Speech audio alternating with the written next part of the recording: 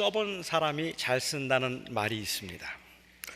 저는 대체로 그 말이 맞다고 생각하는데, 돈을 써본 사람이 잘 쓰는 이유에 관해서는 아마 여러 가지 설명이 있을 겁니다. 사실은 오늘 저는 그게 좀 궁금해요. 돈을 써본 사람이 잘 쓴다는 말은 무슨 말이고, 왜 돈은 써본 사람이 잘 쓸까? 제가 그것을 궁금해하는 이유는 저보다는 제 아내가 돈을 잘 쓰기 때문에 그렇습니다.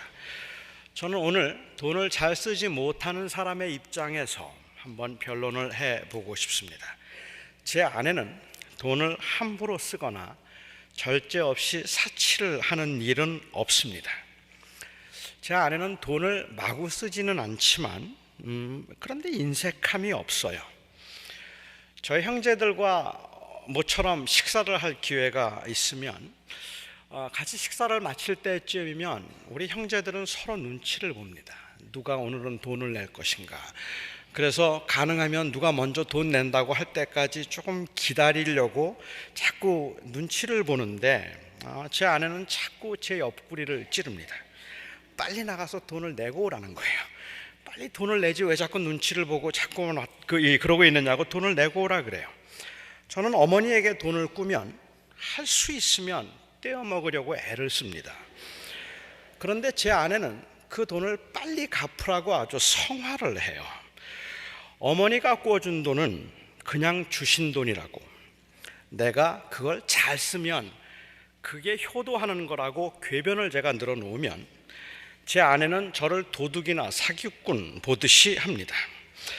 하지만 제 아내가 그럴 수 있는 것은 제 아내는 돈 관리를 하지 않기 때문입니다. 살림을 하는 저의 입장에서는 한 푼이 아까워서, 한 푼이 아쉬워서 지출을 피할 수 있으면 피하고 싶은 건데, 그걸 전혀 하지 않는 제 아내의 입장에서는 그냥 인심을 쓰라는 거예요. 얼마 전에는 제가 제 아내에게 내 한 달 수입이 얼마인지 아느냐고 물어보았습니다. 내가 한 달에 얼마를 버느냐고 물었더니 충격적이게도 제 아내는 제 한 달 수입이 얼마인지 짐작도 못하고 있었습니다. 그 근처도 못 가요. 그러니 잘 쓰고 있는 겁니다. 제 아내는 본인을 가리켜 말하기를, 본인이 스스로 하는 말이지만 자기는 돈 먹는 하마래요. 아니면 구멍 뚫린 지갑이다, 이런 말을 쓰기도 해요. 없으면 안 쓰고, 안 써도 별로 문제는 없습니다. 그런데 일단 있으면 다 씁니다. 제가 다달이 생활비를 제 아내에게 주는데 지난 20년 동안 한 번도 더 달라고 해본 적이 없습니다. 그 대신에 한 번도 남긴 적도 없습니다. 아주 특이한 여자입니다. 셈이 느려서라고 했지만 사실은 그 돈으로 인한 스트레스가 싫어서 25년 전에 저에게 체크북을 넘긴 이후로 제 아내는 지금까지 집 페이먼트가 얼마나 나가는지, 전기값이 얼마인지, 제가 용돈으로 얼마를 쓰는지 전혀 모른 채 지금까지 살아왔습니다. 저는 그렇게 인색한 편은 아니지만 제 아내는 도저히 따라갈 수가 없어요. 좀 종합해서 말하자면 제 아내도 동의하는 바이지만 제 아내는 돈에 대한 개념이 약간 희박합니다. 그 돈에 대한 그런 애착이나 이런 게 별로 없어요. 그냥 없으면 말고 있으면 다 쓰고, 그게 제 아내의 철학인 것 같은데, 저는 제 아내와 저가 왜 이렇게 다를까 한번 생각해 보았습니다. 여러 가지 이유가 있겠지만 제가 짐작해 볼 수 있는 한 가지 이유는, 제 아내는 아주 부자는 아니더라도 그래도 비교적 넉넉한 집안의 외동딸이었고, 저는 그렇게 부유하지 않은 집 사형제의 장남이었습니다. 그게 아마 차이인 것 같아요. 저는 어릴 적부터 돈이 궁했습니다. 돈을 아껴서 모아두지 않으면 저는 쓰고 싶은 일이 생길 때 쓸 수가 없었어요. 너무 돈을 쓰고 싶은데, 너무 돈을 쓰고 싶고 너무 갖고 싶은 게 많은데 이 돈이 생길 때가 없었습니다. 그러니까는 저는 어떻게든지 돈이 생기면 그것을 모아두어야, 그래야 제가 무언가 원하는 것을 살 수 있었어요. 제 아내는 있는 대로 다 써도 생길 때가 있었습니다. 저에게는 어릴 적부터 돈이 귀했고 제 아내에게는 어릴 적부터 돈이 그만큼 귀하지는 않았던 것 같아요. 돈은 많은 사람이 쓰는 것이 아니라 쓸 줄 아는 사람이 쓴다는 말에는 여러 가지 의미가 함축되어 있겠지만 저는 그 중에 하나가 힘들게 돈을 벌거나 아니면 돈이 없어서 고생을 해보아서 그 돈의 가치를 아는 사람은 돈을 쉽게 함부로 쓸 수 없다는 것, 그것도 그 이유 중에 하나가 아닐까 하는 생각을 해보았습니다. 저는 제가 돈을 많이 벌면 잘 쓸 줄 알았거든요. 그런데 돈이 있어도 저는 쓸 줄을 모릅니다. 잘 쓰기가 어려워요. 그거는 그냥 아깝다는 생각이 더 강하기 때문에 그런 것 같습니다. 저는 이 논리를 오늘 말씀에 한번 적용해 보고 싶습니다. 하나님께서 출애굽한 이스라엘 백성들에게 주신 여러 계명 중에 하나가 바로 이 살인하지 말라는 계명이었습니다. 살인하지 말라는 것보다 살생하지 말라는 것이 더 정확하다고 주장하는 사람도 있어서 Thou shalt not murder 이라고 번역하기보다 오히려 Thou shalt not kill 이라고 그렇게 번역하는 해야 한다고 주장하는 사람도 있습니다만은 저는 오늘은 그냥 살인에 관해서만 좀 생각을 해보려고 합니다. 본문이 딱 한 절이잖아요. 살인하지 말라. 그리고 이 말씀을 하는 어떤 문맥도 없기 때문에 설교하는 사람의 입장에서는 이런 말씀을 대할 때 장점도 있고 그리고 불편한 점도 있습니다. 우선 힘든 것은 그냥 그 문맥이 없기 때문에 이 말씀이 의도하는 바가 무엇일까 하는 것을 헤아려 보기가 쉽지 않다는 것이고, 또한 동시에 그래서 편리한 점이 있다면, 그렇다면 설교자의 입장에서는 조금 자유롭게 본문의 적용을 폭넓게 할 수 있다는 것이 조금 더 편리한 점인 것 같아요. 저는 이 말씀을 대하면서 이스라엘 백성들이 애굽에서 노예 생활을 하다가 이제 자유의 몸이 되고 난 다음에 그 노예 취급을 받고 노예로서 사람 취급을 받지 못하다가 마침내 그 하나님의 백성으로서의 공동체를 이루면서 이 계명을 받았다는 사실을 집중적으로 한번 생각해 보고 싶었습니다. 살인하지 말라는 말은 생명을 귀하게 여기라는 말이기도 하고 생명체를 귀하게 여기라는 말이기도 합니다.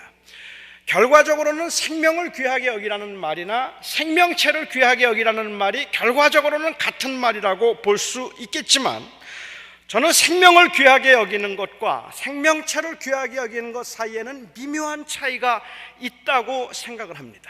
아니, 어쩌면 이 차이가 우리가 생각하는 것보다 훨씬 더 클 수 있겠다고 저는 생각을 했습니다. 왜냐하면 현대인들은 정말로 목숨을 귀하게 여기고 그 남의 목숨을 빼앗는 것은 절대로 안 된다고 그렇게 말하고 있으면서도 그만큼 그 생명체를, 즉 사람을 귀하게 여기지는 않기 때문에 그렇습니다. 성경에는 살인하지 말라고 기록이 되어 있지만 그럼에도 목숨을 지키는 것에 최고의 가치를 두고 있지는 않은 것 같습니다. 목숨을 지키는 것 자체가 하나님이 의도하신 것이었다면, 즉 어떠한 경우에도 사람의 생명을 취하거나 아니면 사람의 생명을 빼앗지 말라고 하는 것이 주님께서 말씀하고자 하는 의도였다면, 살인하지 말라고 하신 주님께서 그렇게 자주 죽이라는 말씀을 하실 수 없었을 것 같아요. 그런데 살인하지 말라고 하신 주님이 정말 자주 죽이라는 말씀을 하십니다. 안식일을 범하는 자도 돌로 쳐서 죽이라고 말씀을 하셨고, 그리고 이방인의 종교적 풍습을 따르거나 남의 생명을 해하는 자들도 다 죽이라고 하셨습니다. 살인하지 말라고 하신 하나님께서 죽이라는 말씀을 너무 많이 하셨다는 말입니다. 특별히 이 하나님께서는 다른 사람의 생명을 해하거나 아니면 다른 사람들의 생명을 빼앗은 자가 있다면 그는 무조건 죽이라고 하셨습니다. 사실 이 부분이 제게는 잘 이해가 되지 않았습니다. 하나님께서 살인하지 말라고 말씀을 하셨고, 그리고 살인하는 그것이 위험하고 그것이 죄가 된다고 주님께서 말씀하고자 하셔서 남의 생명을 그렇게 빼앗지 말라고 주님께서 말씀하신 것이라면, 그렇다면 그것이 궁극적인 목적이라면 어떤 경우에도 죽이지 말라고 말씀하시는 것이 그 메시지를 조금 더 정확하게 전달할 수 있겠다 싶었기 때문에 그렇습니다. 주님께서는 자꾸 죽이라고 말씀하시면서 살인하지 말라고 하셔서 목숨의 귀함을 말씀하셨다면 왠지 이것은 이율배반적일 뿐만 아니라 그 메시지가 클리어하지 않다는 생각을 저는 했기 때문에 그렇습니다. 주님은 특별히 다른 사람의 생명을 소홀히 여기는 자들은 반드시 죽이라고 하셨습니다. 이는 무조건 살인은 안 된다는 말씀이 아니라 절대로 살인해서는 안 되는 그 생명체에 대한 소중함을 강조하기 위해서였다고 저는 생각합니다. 물론 당연히 살인은 안 됩니다. 살인할 수 없습니다. 하지만 살인하면 안 되는 것은 그것은 바로 다른 사람의 생명에 대한 인격적인 존중 때문이라는 말입니다. 그러니까 다른 사람을 인격적으로 무시하고 모독하면서도 살인을 하지 않았기 때문에 문제가 되지 않는 것은 아니라는 말입니다. 남들을 무시해도 괜찮고 업신여겨도 괜찮고 그 사람을 인간 취급하지 않아도 괜찮은데 살인만은 하지 말라고 주님께서 말씀하신 것이 아니라 아무리 미천하고 천해 보인다 하여도 무시하거나 함부로 대해서 괜찮은 사람은 절대로 없어야 된다는 것이 바로 출애굽한 이스라엘 백성들에게 하나님께서 주셨던 계명이라고 저는 믿습니다. 이스라엘 백성들에게 이 계명은 사실 하나님의 백성으로서 뿐만 아니라 그냥 한 인격체로서의 그 존재의 존엄을 회복시키는 그야말로 가슴 뛰게 만드는 그러한 계명이었음에 틀림이 없습니다. 살인하지 말라는 이 말씀 앞에서 이스라엘 백성들은 그 계명을 들으면서 정말 가슴이 설레이고 그리고 비로소 그들이 자유하게 되었다는 것을 생생하게 경험할 수 있었던 그러한 그 계명이었을 것이라고 저는 생각합니다. 여러분 한번 상상해 보시기 바랍니다. 애굽에서 그들이 지난 400여 년 동안 노예로 살았다 함은 이 말은 생명으로서의 가치가 무시된 채 하나의 소유물로 그냥 취급받았다는 의미입니다. 이들은 그곳에 사는 동안에 어떤 그 인간적인 대접을 받을 수가 없었다는 말이죠. 애굽 사람들에게 노예가 죽는 일은 대수롭지 않은 일이었고 이스라엘 백성들의 생명은 천하보다 귀한 생명으로서의 존중을 받아본 적이 없었습니다. 꼭 죽이겠다는 마음이 아니더라도 무시와 미움으로 인한 심한 매질과 학대를 받아서 죽을 지경에 이르렀고 그러다가 죽게 된다고 하더라도 자기 생명의 권리를 누구에게 가서도 클레임할 수 없는 그러한 불쌍한 사람들이었다는 말입니다. 그런 대접을 받으면서 이스라엘 백성들 스스로도 자기들의 생명을 존귀하게 여길 수 없었을 겁니다. 우리도 성경을 통해서 그들이 얼마나 많은 학대와 그리고 얼마나 잔인하게 그들이 그 생명이 아무것도 아닌 취급을 받았는가 하는 것을 우리가 짐작해 볼 수 있지만 가장 확실하게 짐작해 볼 수 있는 사건은 불과 몇십 년 전에 있었던 일입니다. 불과 그 몇십 년 전에 이스라엘 백성들이 점점 더 커지는 것을 보고 염려했던 애굽 왕이 내렸던 이 명령이 이스라엘에 남자가 태어나면 무조건 죽이라였습니다. 그들에게 그 생명은 가치가 있는 것이 아닙니다. 그들에게 위협이 된다면, 조금이라도 위협이 될 수 있다면 언제든지 죽여버릴 수 있는 것이 바로 노예의 생명이기 때문에 그렇습니다. 그 모세는 지금 그 구사일생으로 유일하게 살아남은, 어쩌면 유일하게 살아남은 그러한 사내 아이였다고 말할 수 있겠죠. 그 전후로 얼마나 더 이런 잔인한 일들을 벌였는지는 모르겠지만 남자아이가 태어나면 모두 다 죽여서, 그래서 잔인하게 그 살해를 당하고 있는 그 현장에서 그것을 목격하고 살았던 애굽 사람들에게 있어서 그들이 생각하는 생명은, 특히 그들의 생명은 아무런 가치가 없는 것입니다. 이것은 존중된 적도, 그리고 또한 그래서 인격적으로 존경받아 본 적도, 존귀히 여겨본 적도 없었던 것입니다. 이런 일들을 보면서 그들은 사람 대접받고 그 생명의 존엄성이 인정되는 것을 아마 진즉에 포기했을 겁니다. 그렇게 체념하는 것이 견디기 쉬웠을 테니까요. 그리고 드디어 그들이 자유의 몸이 되었습니다. 그들이 드디어 그 애굽의 노예로부터 자유함을 얻었습니다. 그들에게 이 자유란 이제 더 이상은 그들의 생명이 위협당하지 않아도 된다는 의미입니다. 그들에게 있어서 이 자유란 이제 더 이상은 짐승 취급을 받거나 소유물 취급을 받아서 아무렇지도 않게 그냥 죽을 수도 있는 그러한 일들을 이제 그들은 더 이상 당하지 않아도 된다는 의미입니다. 바로 이들에게 하나님께서는 살인하지 말라 말씀하셨습니다. 그러니 그들의 가슴이 뛰지 않았겠습니까? 맞는 거예요. 살인하면 안 되는 거예요. 그 생명을 그렇게 함부로 다루어서는 안 되는 거예요. 노예라 할지라도, 종이라 할지라도, 버림받은 것 같은 사람이라 할지라도 그를 함부로 죽이거나 함부로 대해서는 안 되는 거예요. 이스라엘 백성들에게 이 계명은 그야말로 그들의 삶 속에서 그 가슴을 뛰게 만들었던 계명임에 틀림이 없을 겁니다.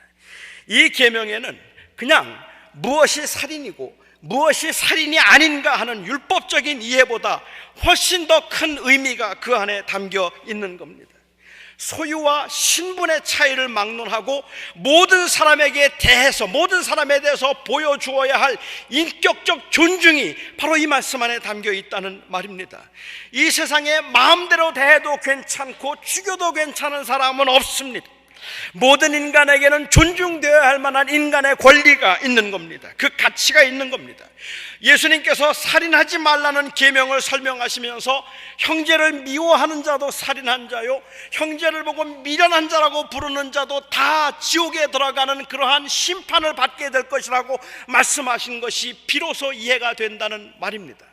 주님께서 형제를 보고 미련한 자라고 부르는 자도 지옥에 가게 될 것이고 형제를 미워한 자도 살인한 자가 된다고 말씀하신 건 단순히 미워하다가 살인하게 될 수도 있는 가능성 때문에 미움과 살인이 다르지 않다고 말씀하신 것이 아니라 다른 사람의 생명과 삶을 무시하고 업신여기지 말라는 이 계명의 의도를 주님께서 말씀하고 계시는 겁니다.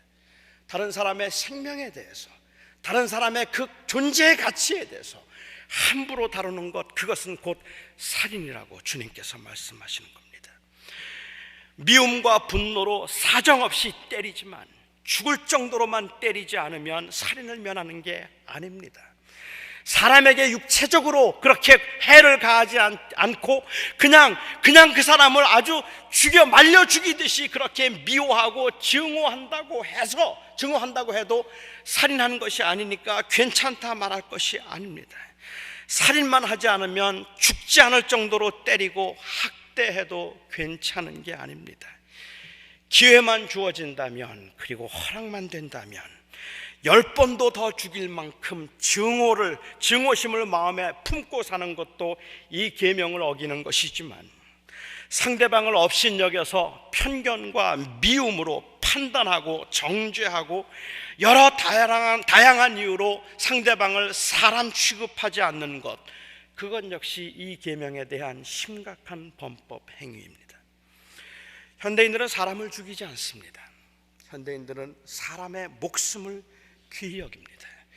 심지어 다른 사람을 죽인 사람이라 할지라도, 아무리 극심한 죄를 범했다 할지라도 그 사람의 생명을 빼앗아서는 안 된다, 목숨을 빼앗아서는 안 된다고 그 사형제도를 반대할 만큼, 그렇게 절대로 누구도 죽여서는 안 된다고 말할 만큼 그렇게 목숨을 귀하게 여깁니다. 저는 귀한 일이라고 생각하고 아름다운 일이라고 생각해요. 필요한 일이죠. 그런데 문제는 그 목숨은 귀히 여기는데 그 생명체는 귀히 여기지 않는다는 겁니다. 너무 쉽게 다른 사람들을 무시합니다. 전혀 정당하지 않은 이유로, 정당하지 않은 분노로 상대방을 대하면서 살아가고 있습니다. 마치 어떤 사람들은 인격적인 대우를 받아서는 안 될 것처럼 차별을 합니다. 사형을 해서는 안 된다고, 어떤 경우에도 그 사람의 생명에, 목숨에 손을 대서는 안 된다고 말할 정도로 그렇게 생명의 가치를 말한다면 저는 그것을 귀히 여기고 존중하겠는데, 제가 안타까워하는 것은 그렇다면, 그 정도로 말할 정도라면 그 사람에 대해서 우리가 얼마나 귀히 여겨야 되느냐 말입니다. 그런데 함부로 대한다는 말이죠. 함부로 미워하고 함부로 멸시하고 함부로 학대한다는 말입니다. 제가 전도사 시절에 학생들을 맡아서 지도한 적이 있었습니다. 그 당시에 학생부 모임이 있을 때는 제가 15인승 밴을 운전을 해서 학생들을 태우고 이제 픽업을 쭉 해서 교회로 가거나 아니면 끝나고 난 다음에 아이들을 이제 집으로 데려다 주기 때문에 그 15인승 밴에 아이들을 가득 채우고 그리고 제가 이제 다니게 됩니다. 모두 다 정말 순한 아이들이고 너무 예쁜 아이들이에요. 착한 아이들이었습니다. 그런데 그 아이들이 제가 운전할 때 그 밴 뒤에서 서로 나누는 대화들을 제가 가끔 들어요. 자기들끼리 하는 이야기입니다. 그런데 자기들끼리 하는 이야기를 들을 때 어느 때는 제가 그 대화를 들으면서 섬찟할 때가 있습니다. 한 학생이 말합니다. I hate my mom. I hate my mom. She doesn't speak English at all. 자기 엄마가 영어를 못해서 밉대요. 다른 학생이 말하죠. I wish my teacher died. She gives me too much homework. 숙제를 너무 많이 주기 때문에 죽었으면 좋겠대요. 영어를 못하는 게 미움받을 일도 아니고 숙제를 많이 내주는 게 뭐 죽일 일, 죽을 일 그렇게 되게 하겠습니까? 말이 좀 과격해서 그렇지 우리 아이들이 그렇게 뭐 그런 생각하겠습니까? 그렇게까지 부모를 미워하게 하겠습니까? 아이들이 정말로 선생이 이 죽기를 원하거나 아니면 그렇게 부모를 미워하겠습니까? 아니에요. 그렇지 않을 겁니다.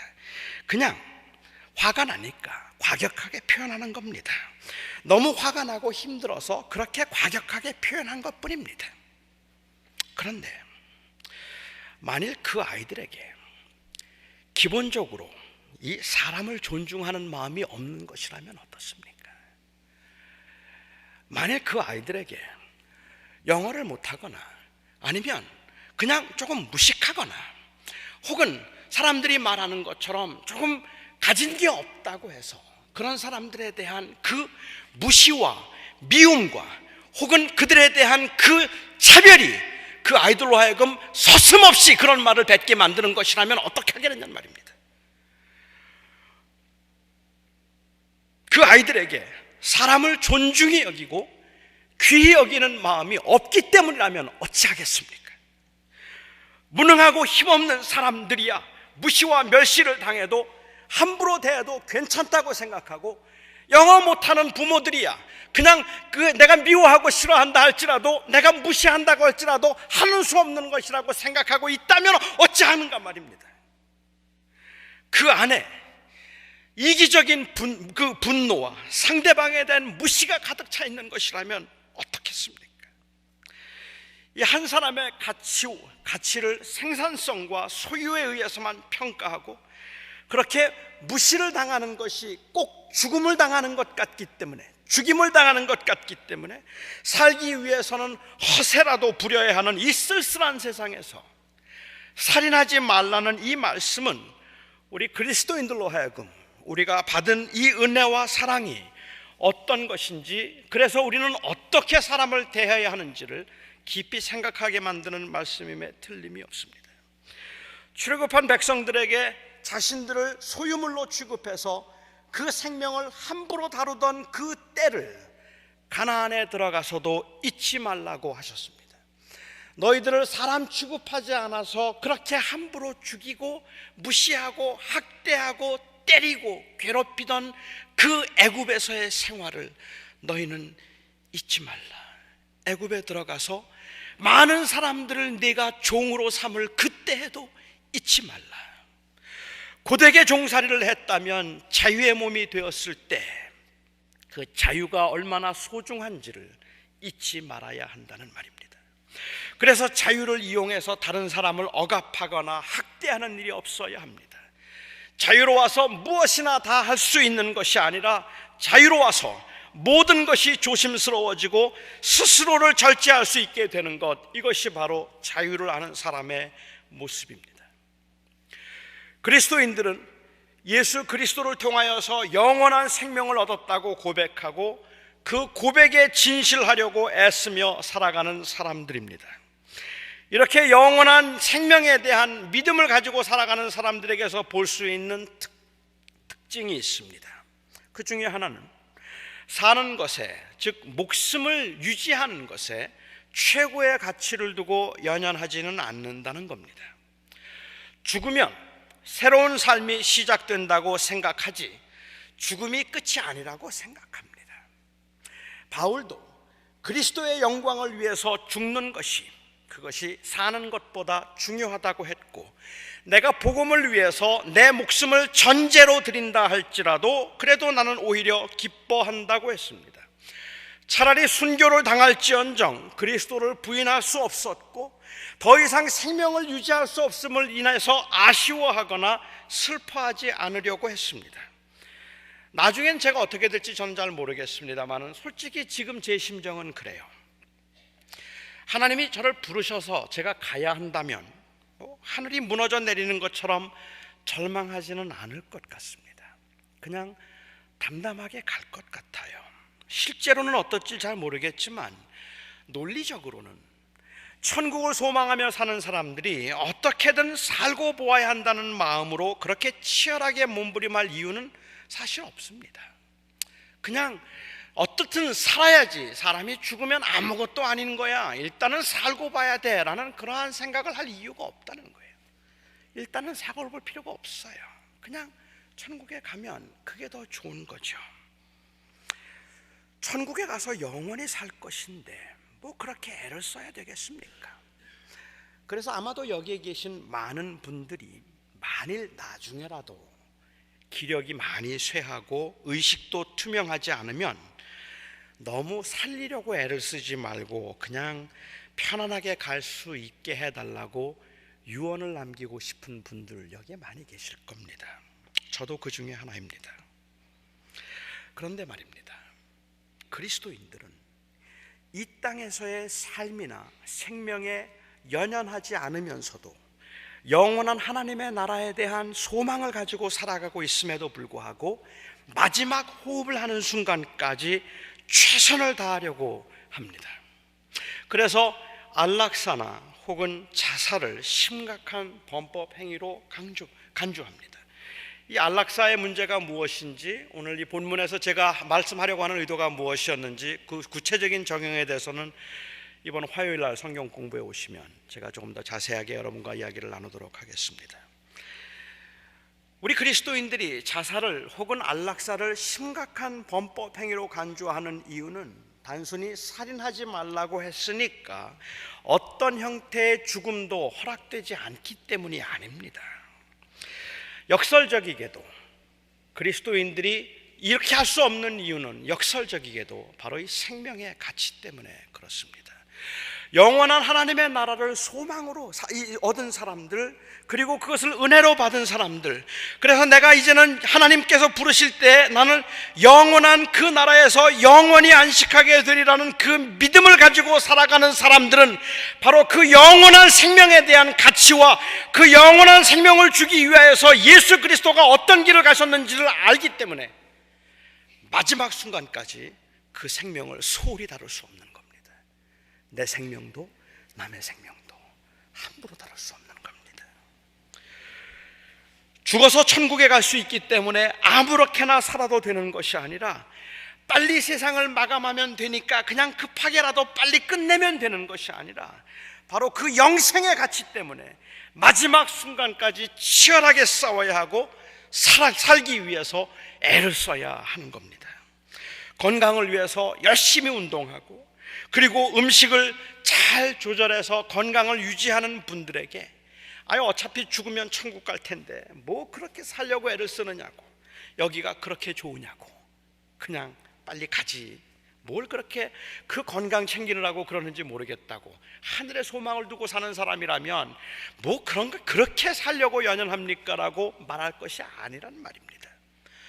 죽으면 모든 게 끝이라서 그런 것이 아니라, 그래서 그렇게 살려고 하는 것이 아니라 마지막 순간까지 최선을 다하는 바로 그 생명의 가치 때문에 그렇단 말입니다. 그래서 우리는 함부로 할 수 없는 겁니다. 바로 그 영생 때문에 생명의 존엄, 산다는 것의 가치를 더욱 소중하게 여길 수 있어야 하는 겁니다. 저는 그래서 지금 이 자리에도 앉아 계신 그 힘들게 투병하는 분들, 정말로 힘들게 투병하고 이제 그냥 빨리 끝냈으면 좋겠다 싶을 만큼 아프게 하루하루를 그렇게 고되게 살아가고 있는 분들에게 절대로 생명을 포기해서는 안 된다고 말하고 싶은 겁니다. 그래서 저는 그분들에게 낙심하지 말고 잘 견뎌야 한다고 그렇게 거듭 말하고 싶은 이유는 소망이 없기 때문에 그런 것이 아니라 생명의 가치를 알기 때문에 그런 겁니다. 아무리 힘들고 어려워도, 사는 게 정말 의미가 없어 보여도, 정말 이렇게 살아봐야 무슨 의미가 있겠는가, 그냥 고생뿐이지, 빨리 인생 끝내고 마감하고 천국 가서 쉬면 좋겠다, 그런 생각이 들 만큼이나, 몇 번이나 그런 생각이 들 만큼이나, 그것이 아주 진지하고 실제적인 유혹이 될 만큼이나 고된 분들이라 할지라도 절대로 스스로 생명을 포기해서는 안 되는 겁니다. 그 이유는 바로 이 생명의 가치 때문입니다. 가난해 본 사람이 부자가 되면 돈을 더 잘 쓸 것 같은데 오히려 돈을 더 못 쓰는 것처럼, 영생을 소유한 사람은 영생 때문에 생명을 함부로 다루게 되는 것이 아니라 영생 때문에 생명을 더 소중하게 다루게 되는 겁니다. 여러분, 이해가 되십니까? 이해가 되십니까? 그렇다면 우리가 어떻게 호흡이 있는 사람을 함부로 업신여기거나 무시하거나 죽었으면 좋겠다고 말할 수 있겠습니까? 그렇다면 우리가 어떻게 이 세상에 저런 인간은 살 가치가 없다고 말할 수 있는 사람이 누가 도대체 있겠는가 말입니다. 슈바이처는, 너무 유명한 슈바이처는 그가 아프리카에 사는 동안에, 아프리카에 살면서 모기가 집안에 갇히면 모기가 죽을까봐 그 항상 창문을 열어놓았다고 해요. 그래서 늘 창문을 열어놓고 살았다 그래요. 모기가 집안에 갇혀서 죽지 않고 왕래할 수 있도록 하기 위해서. 저는 그게 잘한 일인지는 모르겠습니다. 하지만 그가 아프리카에 있는 그 가난하고 병든 사람들의 생명, 그 당시만 하더라도 사람 취급을 받지 못했던 그 아프리카에 있는 그 불쌍하고 연약한 사람들에 대한 생명을 소중하게 여긴 이유와 관계가 있다면, 그는 살인하지 말라는 계명을 아주 깊이 고민한 사람임에는 틀림이 없다고 저는 생각합니다. 저는 살인하지 말라는 계명 앞에서 제가 생명을 소홀히 여긴 죄를 회개했습니다. 조금 더 정확하게 말씀드리자면, 저는 사람을 소홀히 여긴 죄를 저는 회개했습니다. 너무 아무것도 아닌 이유들로 사람들을 미워했습니다. 너무 쉽게 차별하고 그리고 너무 쉽게 무시했습니다. 예수님은 그 생명을 구하기 위해서 십자가에 달리셨는데, 하나님은 그들을 사랑하기 위해서 자기의 아들을 대신 저주하셨는데, 그런데 그 사람들을 제가 존엄하게 여기지 못했습니다. 저는 여기에 세상 사람들이 그리스도인들에게서 보는 모순들이 여기 이 계명에 대한 오해로부터 저는 있다고 생각합니다. 그 한 사람의 영혼을 너무 귀히 여겨서 그 영혼을 구원하지 않으면 안 될 것처럼 그 영혼에게 예수 천당을 말하고 불신 지옥을 말하고, 그래서 예수를 믿으라고 그렇게 전도를 하고 그 사람들을 그렇게 열심히 복음을 전했던 그 그리스도인들이 그를 받아들이지 않거나 믿지 않는다는 이유로 철저하게 미워하고 무시하고 업신여기고, 그리고 기독교인이 아니라는 이유 때문에 오히려 인격적으로 그들을 대하지 아니하는 모습들을 볼 때 도대체 그리스도인들은 무엇을 귀히 여기는가를 물었을 거라고 저는 생각합니다. 정말로 그 생명체를 존엄하게 여기고 있는가? 사람을 귀하게 여기고 있는 것인가? 그 전도를 하는 이유가 바로 그 사람의 그 생명에 대한 가치 때문에 그런 것인가를 물었겠다는 생각이 들고, 그래서 저는 사실은 이 교회 밖에 있는 분들에게도 미안하다는, 죄송하다는 생각이 더 들었습니다. 여러분, 이스라엘 백성들이 이 이웃을 무시하거나 아니면 학대해서는 안 되었던, 학대할 수 없었던 그 근거는 이 계명을 어기면 벌을 받을 것 때문에, 그 벌에 대한 두려움 때문이 아니라 출애굽 사건 때문이었습니다. 그들이 다른 사람을 무시할 수 없었던 이유는 다른 사람 무시하면 하나님이 그들을 벌하셔서 그런 것이 아니라, 그들이 다른 사람을 무시할 수 없었던 이유는 바로 그들이 출애굽했기 때문에 그렇다는 말입니다. 하나님께서 그들을 건져주셨기 때문에 그렇다는 말입니다. 미워하지 말라는 그 말지 않은 내 의지로는 사람을 미워하지 않을 수 없을 겁니다. 저는 어떻게 하면 될까? 저는 저와 여러분이 함께 하나님 앞에서 예수님을 묵상하면 된다 생각합니다. 아무것도 아닌 저의 생명을 위해서 십자가의 길을 가신 그 은혜를 묵상하면 됩니다. 그리스도인들의 문제는, 아니 현대 그리스도인들의 문제는 단순히 생명을 소홀히 여긴다는 것이 아니라 그 받은 은혜를 너무 가볍게 여긴다는 데 있는 것 같습니다. 사람들이 한심하고 답답해 보이면, 너무 밉고 못마땅하면 내 의지로 좋은 점을 보려고 애를 쓰는 것, 그거는 별로 의미가 없습니다. 저는 그렇게 생각합니다.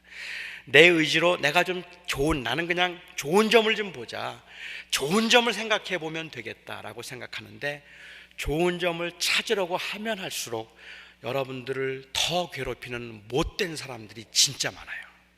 그래서 그냥 잘해주려고 하면 오히려 더 힘들어지고, 이해하려고 하면 더 어려운 사람들이 세상에는 사실 많을 겁니다.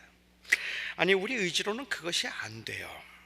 정말 한심하고 답답하고 못마땅하고, 정말 어떻게 저런 것들이 이 땅에 있고 이 교회에 어떻게 저런 사람들이 있어 라는 그러한 생각이 들 때, 그래도 좋은 걸 봐야지, 그게 아니라 제가 생각하기에는 그럴 때 우리는 은혜를 생각해야 합니다. 예수님이 나를 위해서 무엇을 하셨던가, 그리고 주님께서 어떻게 내 생명을 구원하셨는지, 생명의 가치를 알면 다른 사람들의 생명을 함부로 대할 수 없습니다. 그것이 바로 저는 이 십계명에서 출애굽의 사건을 통해서 주님께서 우리에게 주신 계명이라고 생각합니다. 그 은혜로 구원받은 생명의 소중함 때문에 우리는 우리의 생명도 다른 사람의 생명도 절대로 함부로 대할 수 없는 것입니다. 기도하겠습니다.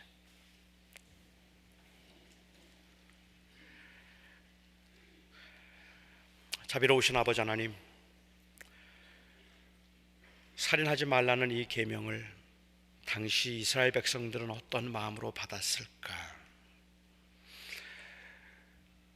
철저하게 그 생명이 무시된 채 아무렇지도 않게, 정말 아무 이유도 아닌 그러한 이유로 그 생명이 앗아가는 그러한 경험을 했던 그들, 단순히 목숨을 빼앗기는 것보다 인간으로서 인격적인 이 대우를, 그리고 인격적으로 취급되지 않는 것에 대한 그 좌절과 그리고 그 절망, 이를 다 경험한 그 이스라엘 백성들에게 너희는 살인하지 말라 말씀하신 것, 아버지 하나님, 우리가 그 계명 앞에서 정말로 부끄러움을 느낍니다. 그냥 무엇이 살인인가, 무엇이 살인이 아닌가의 문제가 아니라, 우리 안에는 아무것도 아닌 이유로 다른 사람들을 미워하고 무시하고 업신여기고 그리고 천하게 여겼던 그런 마음이 우리에게 있기 때문입니다. 배우지 못해서 무시당해도 괜찮고, 가진 것이 없어서 무시당해도 괜찮고, 나이가 들고 기운이 없어서 무시당해도 괜찮다 생각했던 저희들의 이 어리석음과 잔인함이 주님 앞에, 하나님 이 말씀과 계명 앞에, 아니 주님의 그 은혜 앞에 더욱 크게 드러납니다. 아버지 하나님, 우리에게 주신 생명이 우리에게는 천하보다 귀한 것이고 우리의 목숨보다도 귀한 것이 바로 그 은혜입니다. 그렇기 때문에, 바로 그렇기 때문에 우리는 최선을 다해서 성실하게 살 것이며 어떠한 경우에도 낙심하거나 포기하지 않을 것이며, 또한 그렇기 때문에 누구도 무시하지 않을 것입니다. 아버지 하나님, 저희들이 주의 백성으로 이 땅에 살아가는 그리스도인으로 이 계명을 깊이 묵상할 수 있게 하여 주시옵소서. 예수님의 이름으로 기도하옵나이다.